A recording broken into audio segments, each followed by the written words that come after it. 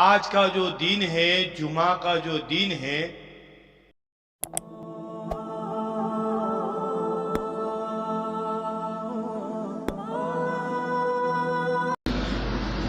اللہم صلی علی سیدنا مولانا محمد وبارک وسلم۔ بھائی دوستو، بزرگو، آج جمعہ کا دن ہے اور جمعہ کے دن کے اعتبار سے ہم سب جو اللہ کے گھر میں آئے ہیں، اس بنیاد پر آئے ہیں، آج کا جو دن ہے، جمعہ کا جو دن ہے، یہ باقی دنوں کے اعتبار سے بہت قیمتی دن ہے۔ اس لیے جمعہ کے دن کی تیاری اس کے ایک دن پہلے سے شروع ہو جاتی ہے کہ کل جمعہ کا دن ہے اور مجھے اپنے آپ کو پاک اور صاف کرنا ہے، اور پاک اور صاف ہو کر مجھے اللہ کے گھر میں جمعہ کی نماز کے لیے جانا ہے۔ تو اللہ تعالیٰ کی طرف سے پھر توفیق دی جاتی ہے کہ وہ اپنے آپ کو جمعہ کے دن جمعہ کی نماز کے لیے پاک اور صاف کر کے اللہ کے گھر میں، مسجد میں نماز کے لیے آتا ہے۔ جمعہ کے دن کی کتنی ساری فضیلتیں کہ جمعہ کے دن کے جو اعمال ہیں، اس اعمال پر اللہ کی طرف سے انعامات ہیں کہ بھئی غسل کا کرنا، اور اس کے بعد جمعہ کے دن کہا کہ پاک اور صاف کپڑے کا پہننا، اور پھر مسجد کی طرف کہا کہ پیدل جانا، اور پھر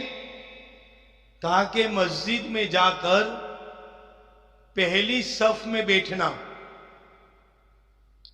اور پھر کہ جو خطبہ ہو اس کو دھیان سے سننا،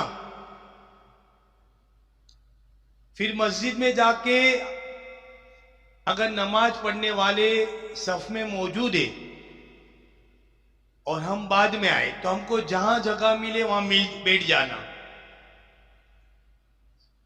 اور جمعہ کے دن کا ایک خاص عمل مفتی اسماعیل صاحب رحمت اللہ علیہ نے بتایا تھا، کہا کہ صدقے والا عمل، کہ جمعہ کے دن صدقہ دو اور جوڑی کا صدقہ دو، کہ اگر تم کو 2 روپے دینے ہیں تو 2 روپے کے سکے دے دو، 4 روپے دینے ہیں تو 2 کے سکے دے دو، 10 روپے دینے تو 5 کے، 20 روپے، یعنی جوڑی کا صدقہ۔ اور یہ جمعہ کا جو دن ہے، اب اس کے اندر عمل بتائے کہ بھئی جمعہ کا دن اہمیت والا دن، اور جمعہ کی نماز کا جو وقت ہے وہ دوپہر کا وقت ہے۔ اب جوہر کی نماز کی 12 رکعتیں ہیں، جمعہ کے دن اور 2 رکعت کا اضافہ ہو گیا۔ خطبے کے درمیان میں کہا کہ خطبہ سن رہے ہیں اور اس کے درمیان کا جو حصہ ہے، اس درمیان کوئی دل سے جو دعا مانگتا ہے تو کہا کہ دعا کے قبولیت کا وہ موقع بتایا۔ جمعہ کے دن کہا کہ قرآن شریف میں سورہ کہف ہے جو 15ویں پارے میں ہے، کیا کہ اس کی تلاوت کی جاوے۔ اس کا فائدہ یہ ہوگا کہ ایک ہفتے کے جو گناہ ہوئے ہیں اللہ معاف کر دیں گے، ایک ہفتے کے۔ اور دوسری اس کی فضیلت یہ بتائی سورہ کہف کی کہ قیامت کے آنے سے پہلے جو فتنہ آنے والا ہے دجال کا، اس دجال کے فتنے سے بچنے کا جو سبب ہے وہ سورہ کہف کی تلاوت ہے کہ جمعہ کے دن اس کو پڑھی جاوے۔ اس کے بعد جمعہ کے دن کا عمل بتایا، یہ عمل کا دن ہے۔ اب عمل کی بنیاد پر کہا کہ سورہ یاسین شریف اور اس کے بعد والصافات، یہ دونوں صورتیں پڑھنے کے بعد جو دعا مانگی جاتی ہے اللہ اس کو فوراً قبول کر لیتے ہیں۔ جمعہ کے دن کہا کہ زیادہ سے زیادہ درود شریف پڑھنے کا اہتمام کرو، زیادہ سے زیادہ۔ اور جمعہ کے دن کہا کہ عصر کی نماز کے بعد کا جو درود شریف ہے، اب تو الحمدللہ سب باجو بہت سارا مجمع اس کو جانتا ہے کہ 80 مرتبہ پڑھنے پر 80 سال کے گناہ معاف۔ تو وہ جمعہ کا دن اللہ تعالیٰ نے ہم سب کو عطا فرمایا، اور اللہ کی توفیق سے، اللہ کے فضل سے ہم سب اس مرتبہ اللہ کے گھر میں آئے، مسجد میں آئے۔ یہ اللہ کے فضل، اللہ کا کرم، اور اس پر اللہ کا ہم شکر ادا کریں کہ اللہ تعالیٰ نے ہم کو اس کے گھر میں بلایا، اللہ تعالیٰ نے ہم کو نماز پڑھنے کی توفیق عطا فرمائی۔ اب کہا کہ یہاں جو بھی آیا ہے اس نیت کے ساتھ آیا ہے کہ مجھے مسجد میں جا کے نماز پڑھنی ہے۔ بھئی کیا وجہ ہے؟ کہ میں مسلمان ہوں، میں ایمان والا ہوں، میں کلمے والا ہوں، میں اللہ کو ماننے والا ہوں، اس لیے میرے لیے ضروری ہے کہ میں جمعہ کے دن جمعہ کی نماز پڑھنے کے لیے مسجد میں جاؤں۔ اور اس کے بعد اب اللہ تعالیٰ کی طرف سے فیصلہ یہ ہوگا کہ جو آئے ہیں وہ کیا نیت کو لے کر جا رہے۔ اب یہ جانے والا مجمع یہ نیت کے ساتھ باہر نکلا ہے کہ مجھے عصر کی نماز میں پھر مسجد میں حاضر ہونا ہے، تو اللہ تعالیٰ اس کو توفیق دیں گے، اللہ اس کو بلائیں گے کہ میرا بندہ مجھ سے ملنا چاہتا ہے۔ اور جو آدمی نماز پڑھتا ہے، حدیث پاک میں ہے جس کا مفہوم ہے کہ نمازی آدمی شہنشاہ کا دروازہ کھٹکاتا ہے، اور یہ قاعدہ ہے کہ جو دروازہ کھٹکاتا ہے وہ دروازہ کھلتا ہے۔ نماز پڑھنے والا اللہ سے باتیں کرتا ہے، اور شیطان جو ڈرتا ہے وہ نماز پڑھنے والوں سے ڈرتا ہے، وہ ڈرتا ہے۔ تو یہ نیت کر کے باہر نکلا ہے کہ میں تو جب دنیا میں آیا تھا تو مسلمان کے گھر میں اللہ نے پیدا کیا، تب سے میں مسلمان ہوں، اللہ کو ماننے والا ہوں، اور حضور پاک صلی اللہ علیہ وسلم کا امتی ہوں۔ تو میرے ذمے اللہ کے حکم کو ہر حال میں پورا کرنا ہے، اور حضور پاک صلی اللہ علیہ وسلم کے طریقوں کے ساتھ زندگی کو گزارنا ہے۔ تو یہ زندگی کا جتنا بھی وقت ہے اس وقت کو اسی فکر کے ساتھ گزار رہا ہے، تو اللہ کی طرف سے اس کو اس بات کی توفیق دی جاتی ہے، اس کو بلایا جاتا ہے، بار بار بلایا جاتا ہے۔ اور جو یہ نیت کر کے گیا کہ آج جمعہ ہے، میں نے جمعہ کی نماز پڑھ لی، اب میرا کام پورا ہو گیا، اب میری ملاقات آتے جمعہ کو ہوگی، تو اللہ تعالیٰ یہ کہتے ہیں کہ جو بندہ مجھے ملنا نہیں چاہتا ہے میں بھی اس کو ملنا نہیں چاہتا ہوں۔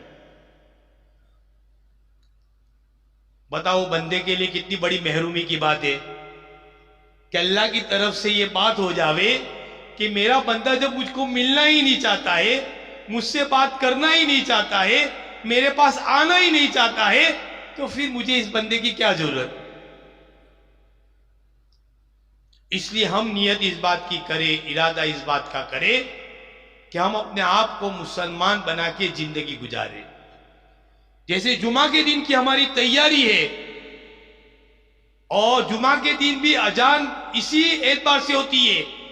اللہ کی بڑائی کے اعتبار سے، توحید کے اعتبار سے، رسالت کے اعتبار سے، اور کہا جاتا ہے کہ آؤ نماز کی طرف، آؤ کامیابی کی طرف۔ اس طرح روزانہ 5 وقت کی نماز اسی بنیاد پر بلایا جاتا ہے، آ جاؤ کامیابی کی طرف، آ جاؤ نماز کی طرف، تم کو اسی کے ذریعے سے کامیابی ملے گی۔ تو اس بات کی نیت کرے، ارادے کرے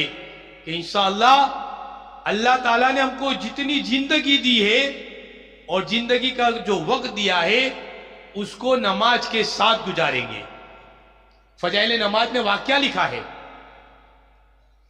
اور اس واقعے کی جو پوری تفسیر ہے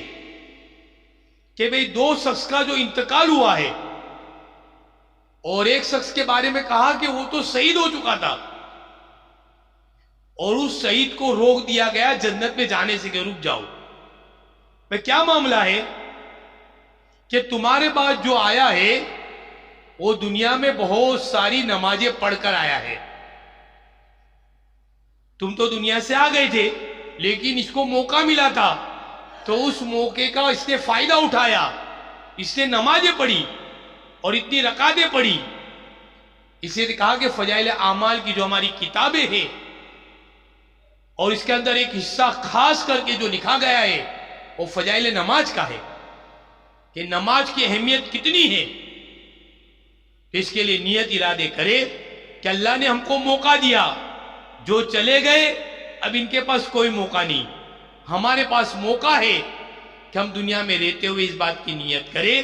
کہ ہم نماز کی پابندی کے ساتھ زندگی گزاریں گے۔ اور ہم سب حضور پاک صلی اللہ علیہ وسلم کے امتی ہیں، اور حضور پاک صلی اللہ علیہ وسلم کی ہر وقت اس بات کی فکر تھی کہ میرا ایک ایک امتی جہنم کی آگ سے بچ کر جنت میں جانے والا بن جاوے۔ جن کے صدقے توفے سے اللہ نے دنیا کا نظام چلایا، وہ حضور پاک صلی اللہ علیہ وسلم اپنے ایک ایک امتی کے گھر جا رہے اور وہ ان کے ساتھ برا معاملہ کر رہے،